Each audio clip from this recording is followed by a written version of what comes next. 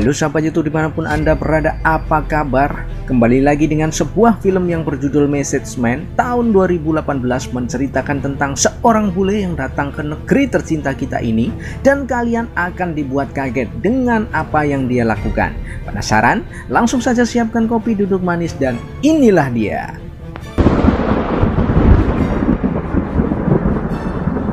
Dimulai dari Pulau Seribu, terlihat bule yang bernama Ryan Taylor sedang menaiki kapal sendirian. Orang yang pertama kalinya ia temui yaitu seorang preman yang sekarang udah insaf dan menjadi mekanik bengkel. Beliau adalah Kang Mus. Bule itu minta agar Kang Mus memperbaiki mesin dieselnya yang rusak. Kemudian datanglah Doni, si anak kecil yang bisa bahasa Inggris, meminta agar dia dijadikan pemandu selama Ryan ada di Indonesia. Saat sedang belanja, Doni memperkenalkan ibunya yang bernama Genti dan adik perempuannya yang bernama Dewi, tanpa sesosok ayah karena Genti seorang janda. Entah apa yang membuat kampung ini beda dari kampung lainnya di Indonesia, atau mungkin warganya sudah mendapatkan pelatihan bahasa Inggris sehingga warganya bisa bahasa Inggris. Terbukti Genti juga bisa bahasa Inggris layaknya si Doni. Sebagai warga Indonesia yang menjunjung tinggi tata krama, Genti pun mengucapkan terima kasih ke Ryan karena sudah memperkerjakan si Doni.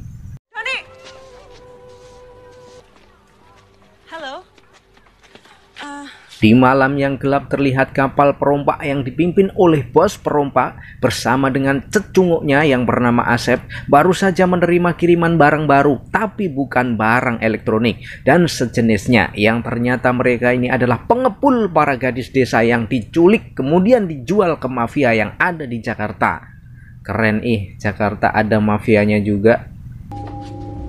21. Sementara Ryan sedang menghadiri sesi makan malam bersama dengan keluarga Doni, dan tak lupa Ryan pun membawa buah tangan yang berupa ikan hasil pancingannya untuk dimasak dan dimakan bersama-sama. Heran gue, masih sempet-sempetnya mancing ya si Ryan. Selepas makan, Doni memperlihatkan ayam peliharaannya yang sering dimakan musang garangan. Keesokan harinya Ryan mengajarkan Doni untuk membuat panah berikut dengan cara pakainya, dan tak lupa dengan buku panduannya. Buset, udah kayak HP baru aja. Di saat bersamaan datanglah Asep dan anak buahnya dengan tatapan sinis, sadis, bengis, cukup membuat anak yang ada di situ terdiam dan mengheningkan cipta layaknya upacara bendera.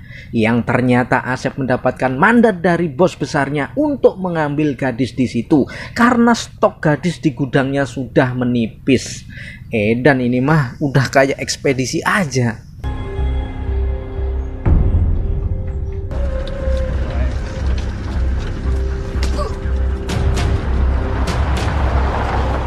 Sementara Doni dan Ryan sedang berbelanja di pasar memakai gerobak, tiba-tiba muncullah preman yang menabrak gerobaknya itu. Layaknya preman pasar, mereka lantas turun dari mobilnya dengan membawa sajam bermansuk untuk menghabisi Doni dan Ryan.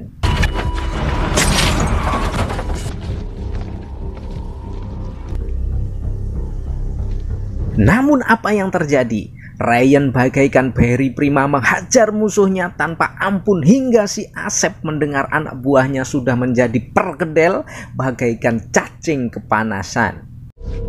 Dengar gak? Kalau tidak,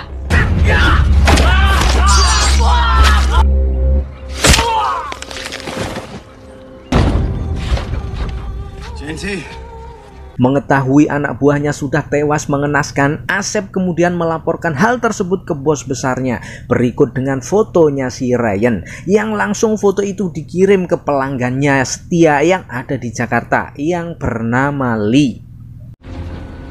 Mr. Lee, you need to give yourself an opportunity to be. Tak lama foto itu dilihat oleh Lee, kemudian ia cocokkan dengan orang yang selama ini ia cari. Setelah itu Lee menyewa pembunuh bayaran untuk menangkap hidup-hidup si Ryan. I want you to bring him back to me alive. Ryan yang sudah merasa situasinya tidak aman kemudian pergi ke kapal untuk mengambil tas yang isinya perhiasan dan alat pelacak berupa chip kecil untuk dipasangkan ke keluarganya si Genti. I need you to keep the kids inside. Ketika Ryan ada di luar rumah, dia merasa ada yang sudah mengawasinya. Dia memutuskan untuk masuk ke toko alat selam yang dimana di situ sudah ada seorang pembunuh bayaran yang sudah siap untuk membunuhnya. Akan tetapi, ya, Ryan berhasil melumpuhkan pembunuh bayaran itu yang tanpa basa-basi Ryan menunjukkan betapa sadisnya dirinya.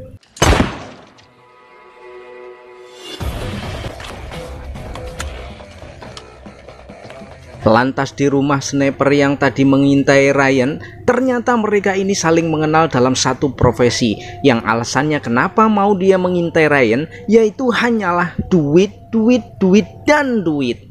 Terang saja Ryan merasa kecewa dengan hal itu, jadi jangan salahkan Ryan kalau dia juga terpaksa membunuhnya.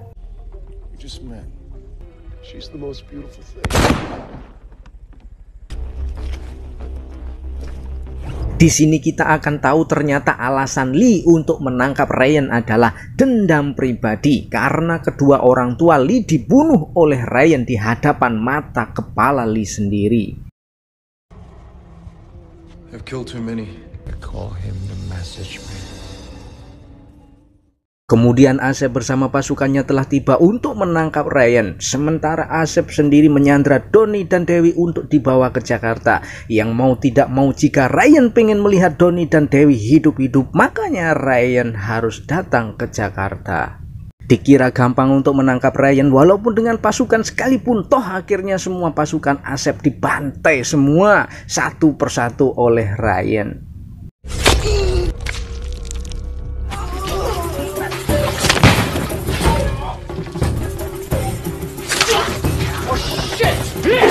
Setelah menghabisi pasukan Asep, Ryan akan sangat merasa sedih, pilu, haru tatkala melihat Genti yang sudah terkapar akibat diperkosa, disiksa beramai-ramai oleh komplotan si Asep.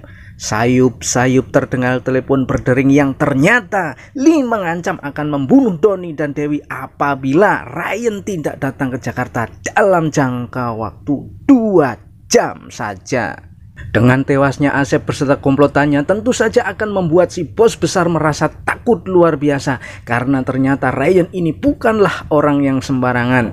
Naasnya si bos besar sendiri tewas dengan leher terputus oleh Ryan. This is not an exercise in torture. Anything, women, money, anything. Kelar berurusan dengan perompak, Ryan kemudian menghubungi sebuah konsultan untuk menyewa sniper bayaran yang ia harus membayar sekitar 14 miliar lebih untuk membantunya nanti ketika di Jakarta.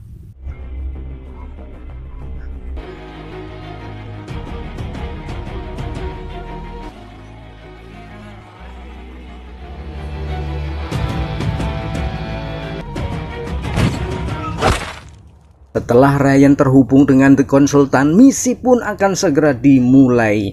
Dengan menaiki bajai yang dikendarai oleh Adi, Ryan pun berangkat ke tempat Doni dan Dewi di Sandra. Di sini Ryan meminta bantuan ke si Adi agar Adi tetap stay di sini sampai Ryan kembali lagi.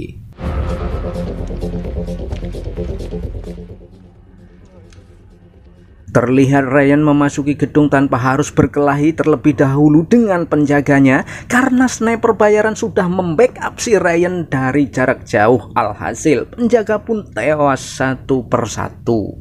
Pelan tapi pasti akhirnya Ryan tiba juga bertemu dengan Lee, yang dimana Lee menunjukkan sikap sombongnya, angkuh karena merasa dengan uang dia bisa segalanya, merasa sudah dijaga oleh orang bayarannya dia.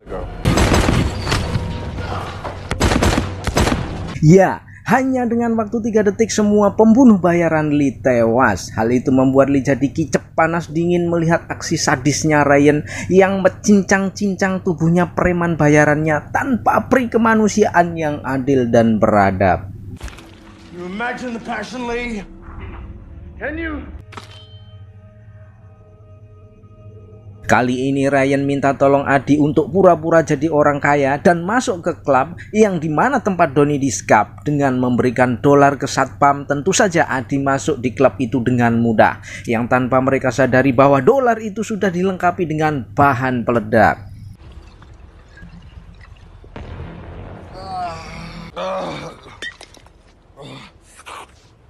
Alhasil semua satpam pun tewas, tapi ternyata di dalam masih banyak orang bayaran Silly. Akibatnya Ryan harus berusaha mati-matian untuk menyelamatkan Donnie. Tiba-tiba muncullah Lee dari balik pintu dan menghajar Ryan. Saat Lee sedang menghunus pedang untuk membunuh Ryan, muncullah Adi yang sudah siap melepaskan anak panahnya ke Lee. Dan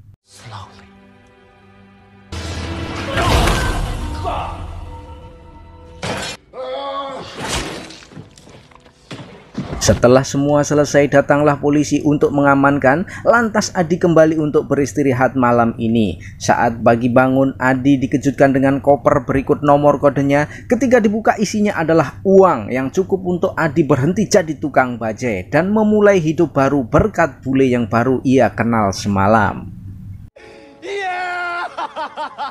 Tamat. Terima kasih sudah menonton. Jangan lupa like, komen, dan subscribe. Ending yang sangat menggantungkan, karena menurut saya di akhir video tadi Adi tiba-tiba mendapatkan duit yang segitu banyak, tapi Ryan-nya nggak tahu perginya kemana dan tidak nampak lagi. Nah, kemudian Kang Mus yang disuruh membenarkan mesin dieselnya si Ryan itu udah jadi apa belum, saya juga nggak tahu.